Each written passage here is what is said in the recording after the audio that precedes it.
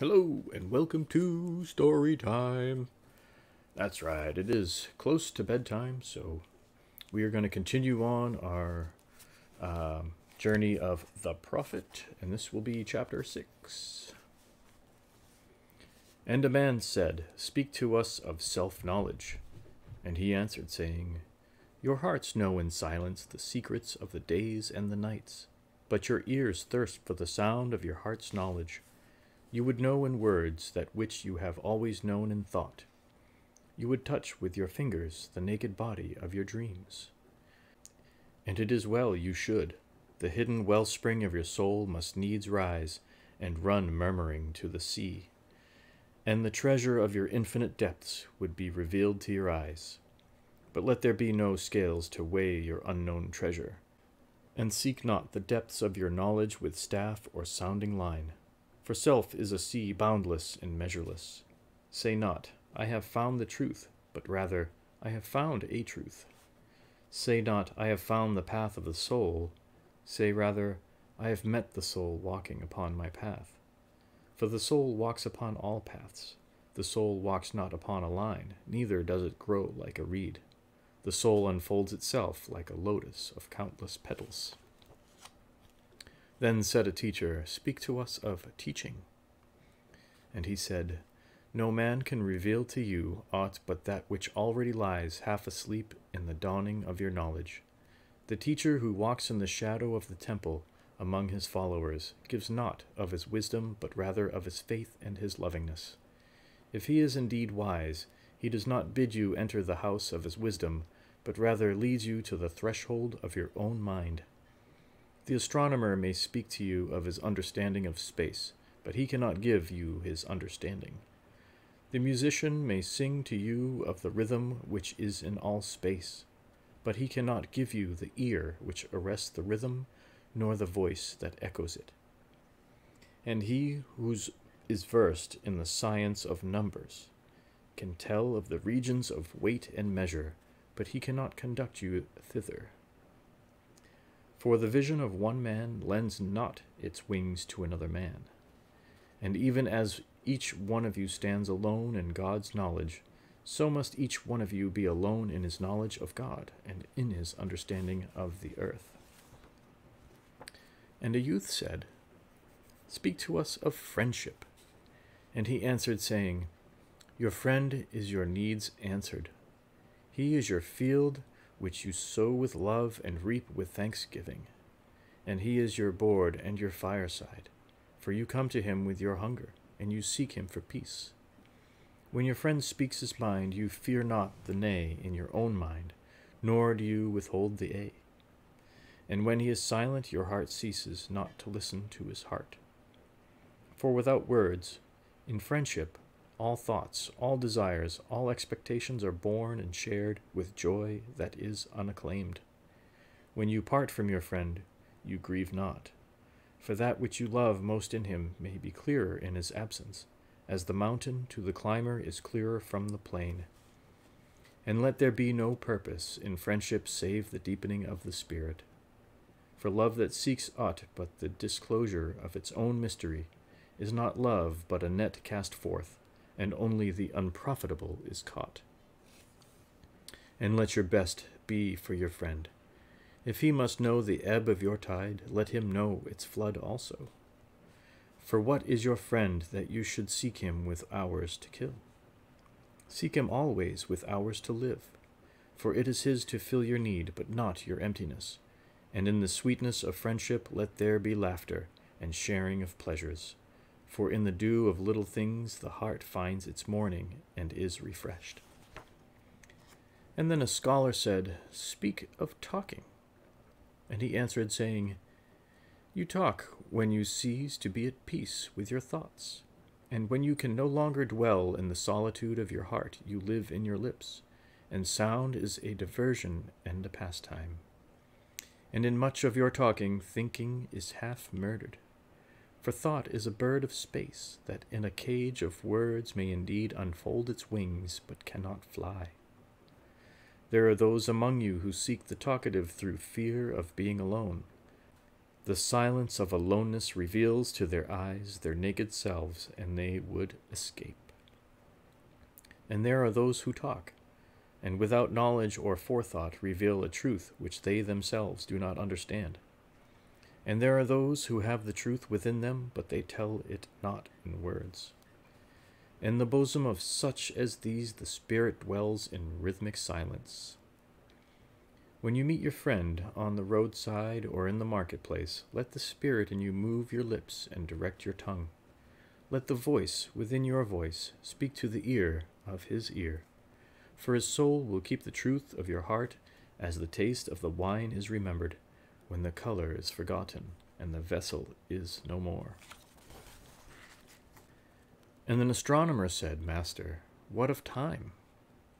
And he answered, You would measure time, the measureless and the immeasurable. You would adjust your conduct and even direct the course of your spirit according to hours and seasons. Of time you would make a stream upon whose bank you would sit and watch its flowing. Yet the timeless in you is aware of life's timelessness, and knows that yesterday is but today's memory, and tomorrow is today's dream. And that which sings and contemplates in you is still dwelling within the bounds of that first moment which scattered the stars into space. Who among you does not feel that his power to love is boundless? And yet who does not feel that very love, though boundless, encompassed within the center of his being, and moving not from love thought to love thought, nor from love deeds to other love deeds? And is not time even as love is, undivided and spaceless? But if in your thought you must measure time into seasons, let each season encircle all the other seasons. And let today embrace the past with remembrance and the future with longing. And one of the elders of the city said, Speak to us of good and evil. And he answered, Of the good in you I can speak, but not of the evil. For what is evil but good tortured by its own hunger and thirst? Verily, when good is hungry, it seeks food even in dark caves, and when it thirsts, it drinks even of dead waters. You are good when you are one with yourself. Yet when you are not one with yourself, you are not evil. For a divided house is not a den of thieves. It is only a divided house. And a ship without rudder may wander aimlessly among perilous isles, yet sink not to the bottom. You are good when you strive to give of yourself. You are not evil when you seek gain for yourself. For when you strive for gain, you are but a root that clings to the earth and sucks at her breast. Surely the fruit cannot say to the root, Be like me, ripe and full and ever giving of your abundance. For to the fruit giving is a need, as receiving is a need to the root. You are good when you are fully awake in your speech, yet you are not evil when you sleep while your tongue staggers without purpose. And even stumbling speech may strengthen a weak tongue. You are good when you walk to your goal firmly and with bold steps, yet you are not evil when you go thither limping. Even those who limp go not backward. But you, who are strong and swift, see that you do not limp before the lame, deeming its kindness.